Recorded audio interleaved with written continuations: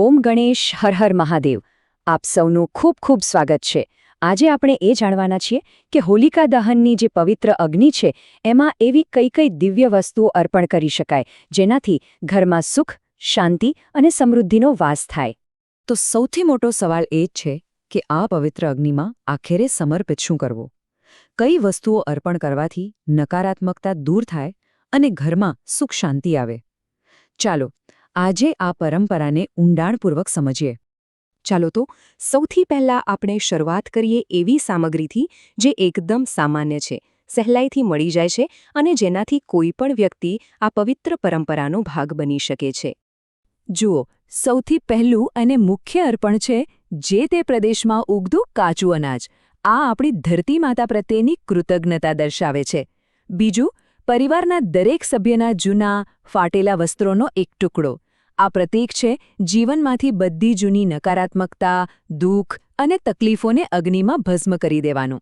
અને હા, ત્રીજું છે શેરડીના નાના ટુકડા, જે આવનારા વર્ષમાં જીવનમાં મધુરતા અને સમૃદ્ધિ લાવવાની પ્રાર્થના સાથે અર્પણ કરાય છે. તો એ તો થઈ સામાન્ય વસ્તુઓની વાત. હવે આપણે થોડું આગળ વધીએ અને જાણીએ એ ખાસ અર્પણો વિશે જે ખાસ કરીને ઘરમાં સુખ શાંતિ લાવવા અને શુભ ફળની પ્રાપ્તિ માટે સમર્પિત કરવામાં આવે છે.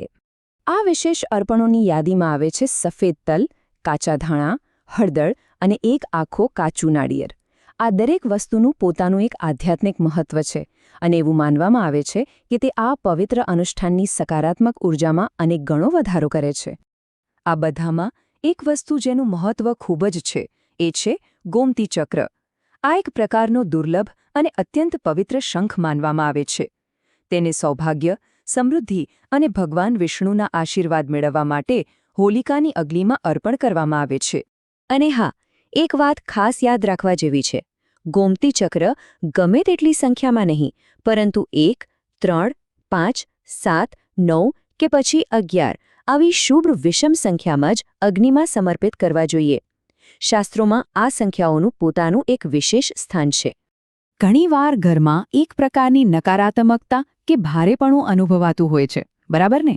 તો એને દૂર કરવા અને ઘરની ઊર્જાને સંપૂર્ણપણે શુદ્ધ કરવા માટે પણ કેટલાક શક્તિશાળી પ્રયોગો છે. ચાલો એના વિશે જાણીએ. જો આપણે શાસ્ત્રોમાં જોઈએ ને તો સર્વોત્તમ, સૌથી પવિત્ર અને સાત્વિક અર્પણ જો કોઈ હોય તો એ છે ગાય માતાનું ઘી. હોલિકા દહન પછી એની પ્રજ્વલિત અગ્નિમાં ગાયનું ઘી અર્પણ કરવું અત્યંત શુભ અને ફળદાયી માનવામાં આવે છે. અને જુઓ, અહીં જથ્થાનું કોઈ મહત્વ નથી. મુખ્ય વસ્તુ છે ભાવ અને શ્રદ્ધા. એવું કહેવાય છે કે પૂરી શ્રદ્ધાથી અર્પણ કરેલું ગાયના ઘીનું માત્ર એક ટીપું પણ અત્યંત શુભ અને સકારાત્મક પરિણામ આપી શકે છે. હવે જો કોઈને એવું લાગતું હોય કે ઘરમાં કોઈ ભારેપણું છે, વાતાવરણ યોગ્ય નથી કે પછી કોઈની ખરાબ નજર લાગી છે, તો એના નિવારણ માટે આ એક ખૂબ જ અસરકારક નારિયેળનો ઉપાય છે જે અચૂક કરવો જોઈએ. તો કરવું શું છે? બહુ સરળ છે. સૌથી પહેલાં એક આખું નારિયેળ લેવાનું છે. પછી તેને ઘરના દરેક ખૂણામાં ઘડિયાળની વિરુદ્ધ દિશામાં એટલે કે એન્ટી ક્લોકવાઇઝ ફેરવવાનું છે.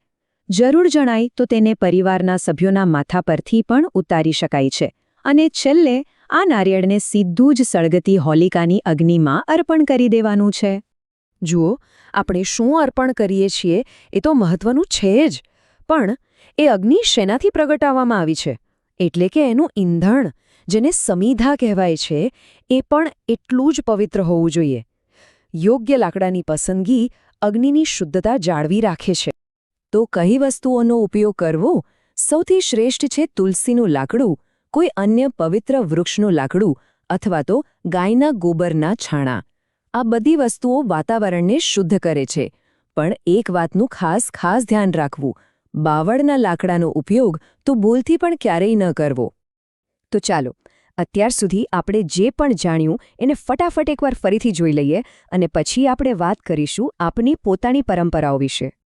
એક નજરમાં જોઈએ તો સામાન્ય અર્પણોમાં હતું અનાજ, જૂના કપડાં અને શેરડી. વિશેષ અર્પણોમાં આપણે જોયું તલ, હળદર અને ગોમતી ચક્ર. નકારાત્મકતા દૂર કરવા માટે સૌથી શક્તિશાળી ઉપાય છે ગાયનું ઘી અને નાળિયેરનો પ્રયોગ. અને છેલ્લે પવિત્ર ઈંધણ તરીકે તુલસી અને ગાયના છાણાનો જ ઉપયોગ કરવો શ્રેષ્ઠ છે. હવે આ તો થઈ શાસ્ત્રો અને સામાન્ય પરંપરાઓની વાત, પણ મને જાણવામાં ખૂબ જ રસ છે કે આપના વિસ્તારમાં હોલિકા દહનમાં શું અર્પણ કરવાની પરંપરા છે. દરેક જગ્યાની પોતાની આગવી અને સુંદર પરંપરાઓ હોય છે, તો તમારી એ ખાસ પરંપરા વિશે અમને નીચે કોમેન્ટમાં જરૂરથી જણાવજો. આશા છે કે આ માહિતી આપના માટે ઉપયોગી રહી હશે. જો આપને આ વિશ્લેષણ ગમ્યું હોય તો કૃપા કરીને તેને લાઇક કરજો, આપના મિત્રો અને પરિવાર સાથે શેર કરજો અને અમારી ચેનલને સબસ્ક્રાઇબ કરવાનું બિલકુલ ભૂલશો નહીં. ઓમ ગણેશ, હર હર મહાદેવ.